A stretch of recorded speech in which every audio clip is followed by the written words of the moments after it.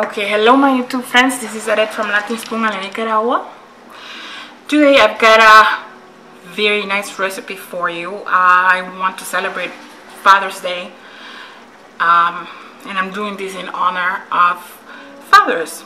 I want to say congratulations to my own father, my brother, and of course and especially to my husband, because he definitely is here I go again.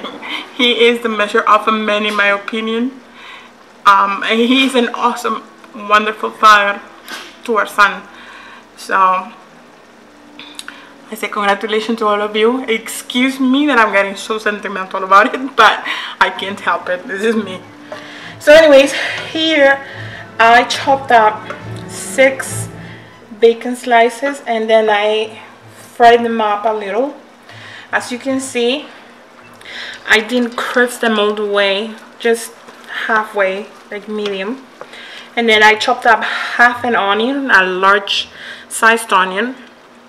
I took out some of the grease from the bacon. Obviously I was not going to be using all of that. So, and then I incorporated the onions, and after, once the onions were nicely sauteed, I added a cup of white wine.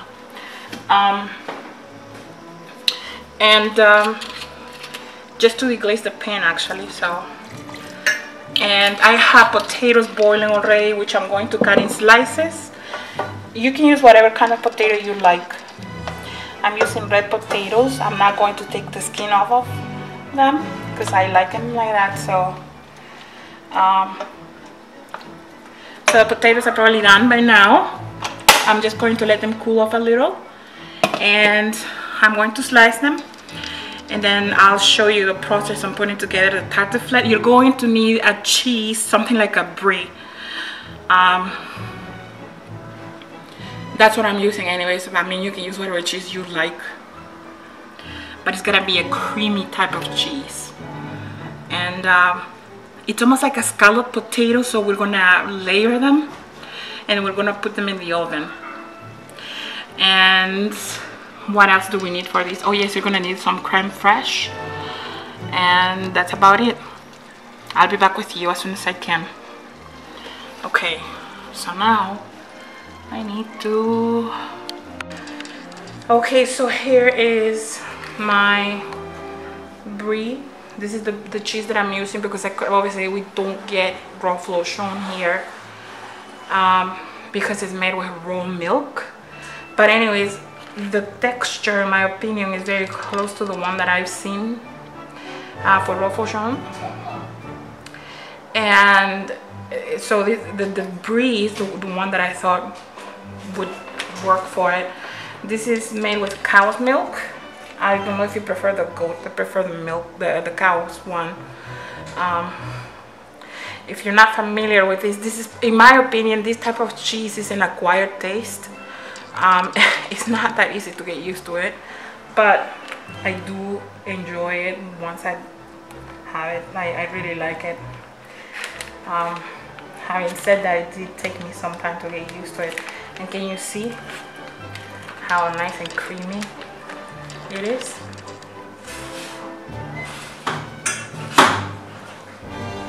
Okay, now you can see that I've already layered some of the potatoes. Now we're going to incorporate or layer the bacon and onions that we have cooked with some wine.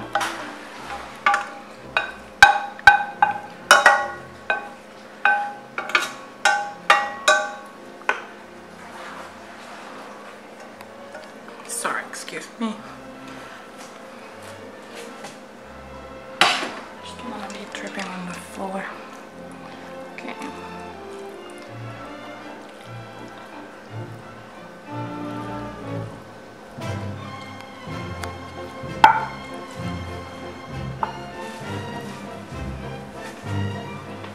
Now we're going to do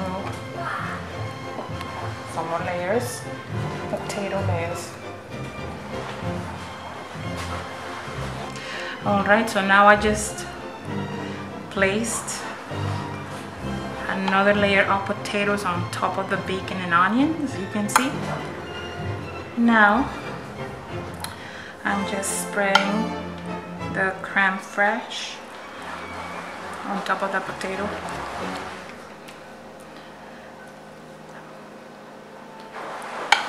Obviously you're not going to be making this every day, right? It's pretty rich, but for special occasions I say why not, and especially when we're celebrating our loved ones. So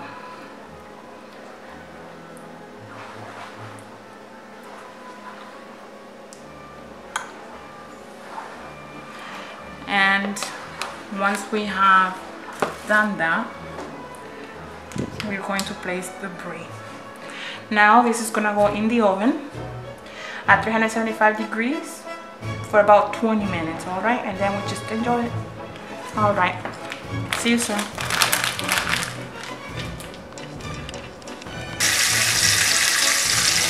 Here we go. I'm preparing lamb chops. My husband misses his lamb. Being that his idiosyncrasy, his culture background has taught him to enjoy lamb. He misses it. I don't cook him enough lamb, I think. So I wanted to do this for him today. Continuing with the Father's Day theme. So here all I've got is lamb chops with spearmint, thyme, and salt. And I'm not sure if you can see, but I did put some a sprig of thyme in there to infuse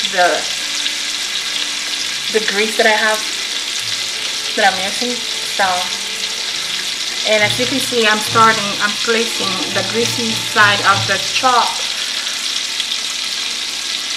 on my cooking device, my frying pan here, because I want to give it some nice golden color. And of course, obviously you need salt and black pepper for this.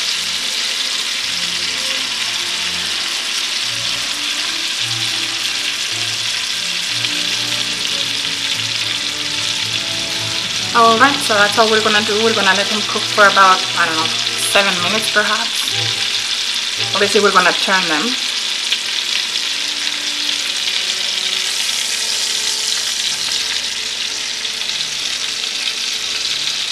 I have my heat on at 7, so it's not too bad. Medium high heat.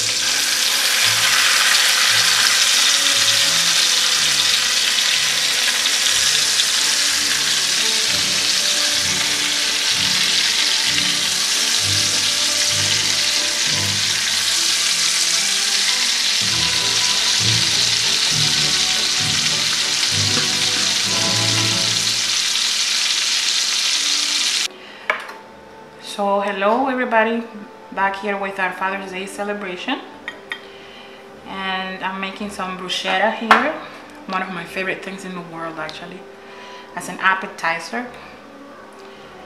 And all you're going to need is, here I've chopped 2 tomatoes, about 1/8 of an onion, 6 leaves of basil, a the tiniest little pinch of salt, and I squeezed some lemon in it.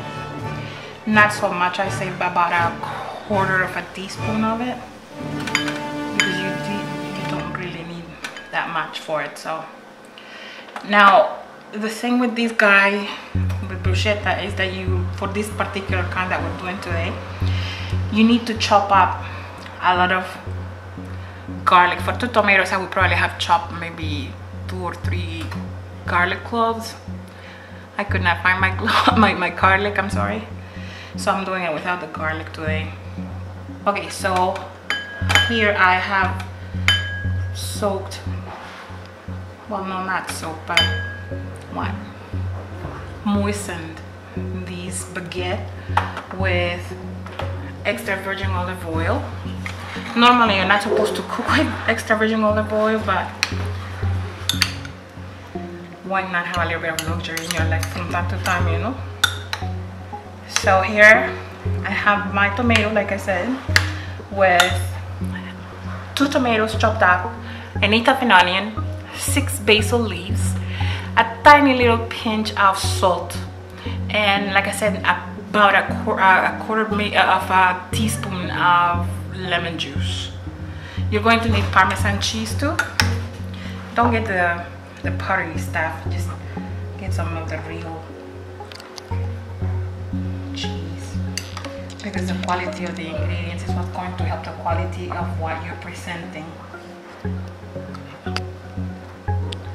So now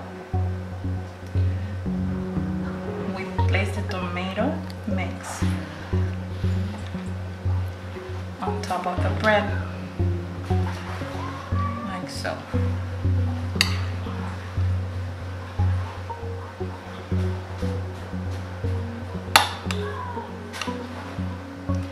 And we are going to top the tomato with Parmesan cheese. This is gonna go in the oven at 350 degrees until the cheese is nicely melted and it's ready to be enjoyed. All right, see you soon. So here we go, continuing with Father's Day theme. I tried finding heirloom tomatoes, but we looked and nothing. So we're using just regular tomatoes, and I just sliced the tomatoes like so. And you're gonna need some bocconcini because it's a bocconcini salad. So here's my bocconcini. What bocconcini is baby mozzarella, or really fresh mozzarella that it's turned into this barbecue sized, or cocktail size I should say, pieces. You're gonna need a little bit of salt, just a little pinch, and you're going to need balsamic vinegar. You're gonna have to let it reduce. See how nice and viscous it is? That's what you're looking for. And this is what we're going to go ahead and pour in the salad. Obviously, if you want to add some basil to it or some mint, which is going to be what I'm going to add to it, you can. All right, so just chopped up a little bit of mint and then mix it all well and enjoy. Obviously, you can add some black pepper too. All right,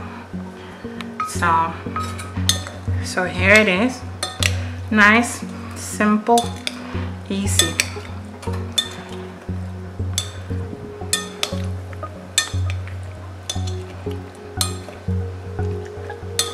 And this will be served with the potatoes and the lamb.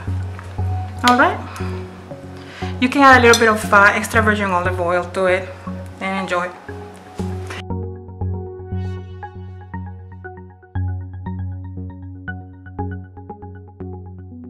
So now, continuing with our Father's Day theme, here I've got some, I'm making a mini trifle, chocolate mini trifle. And here at the bottom I have crumbled a piece of brownie. And we're just gonna layer it with some raspberries. Obviously the idea of a trifle is to make layers, no? But this is a mini trifle, so I'm just going to go ahead and do it like this. We're going to need a ganache, which is just melted chocolate with heated cream, whipping cream or heavy cream.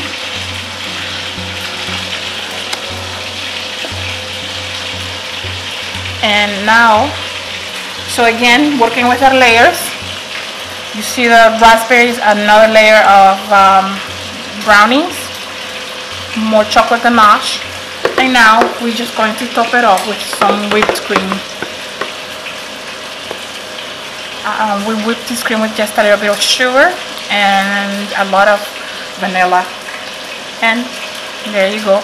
Put this in the fridge until you're ready to serve.